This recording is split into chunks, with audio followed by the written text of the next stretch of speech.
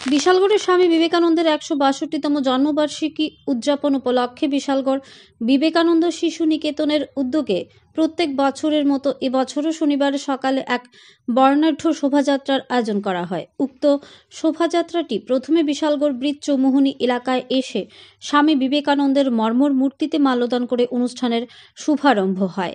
এদিনের এই অনুষ্ঠানে উপস্থিত ছিলেন রাজ্য শিল্প উন্নয়ন নিগমের চেয়ারম্যান তথা বিদ্যালয় ম্যানেজিং কমিটির চেয়ারম্যান নবাদল বণিক, বিশালগড় পৌর পরিষদের চেয়ারপারসন অঞ্জন পুরকায়স্থ সহ স্কুলের প্রধান শিক্ষক শিক্ষিকা সহ অভিভাবকরা। উক্ত বর্ণাঢ্য শোভাযাত্রায় স্কুলের বিভিন্ন ক্লাসের ছাত্রছাত্রীরা সমাজ সচেতন করার লক্ষ্যে বিভিন্ন পোশাক পরিধান করে টেবলুর মধ্য দিয়ে শোভাযাত্রাটি শুরু করেন।